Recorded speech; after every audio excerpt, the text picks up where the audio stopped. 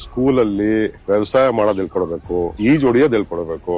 ಎಷ್ಟು ಅವಶ್ಯಕತೆ ಇದೆ ಅಂದ್ರೆ 2 ವರ್ಷದಿಂದ ಮಂಡ್ಯದಲ್ಲಿ ನಾಲೆಯಲ್ಲಿ ಮೆಡಿಕಲ್ ಓದ್ತಾ ಇದ್ದಂತ ಸ್ಟೂಡೆಂಟ್ಸ್ 4 ಜನ ನಾಲೆಯಲ್ಲಿ ಸತ್ತೋಗ್ಬಿಟ್ಟು ಈಜು ಹೊಡಿಯೋದು. ಮೆಡಿಕಲ್ ಓದ್ತಾ ಇದ್ರು.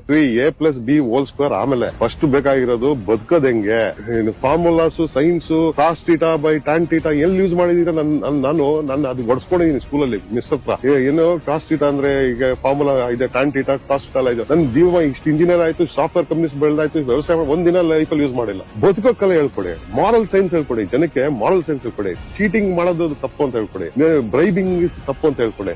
ಸೊ ಇಂತ ಮಾರಲ್ ಸೈನ್ಸ್ ನಾವು ಸ್ಟ್ರಾಂಗ್ ಫೌಂಡೇಶನ್ ಕೊಡ್ಲಿಲ್ಲ ಮಕ್ಕಳಿಗೆ ಅಂದ್ರೆ ನಿನ್ ಊಟ ನೀನೇ ಬೆಳ್ಕೊ ಅನ್ನೋದು ಸಬ್ಜೆಕ್ಟ್. ಅದನ್ನ ಹೆಂಗ್ ಮಾಡೋದು should be there. Moral science ಅಂದ್ರೆ ಏನು? ಎಥಿಕ್ಸ್ ಕಳ್ತನ ಮಾಡಬಾರ್ದು, ಲಂಚ ತಗೋಬಾರ್ದು, ಸುಳ್ಳು ಹೇಳಬಾರ್ದು.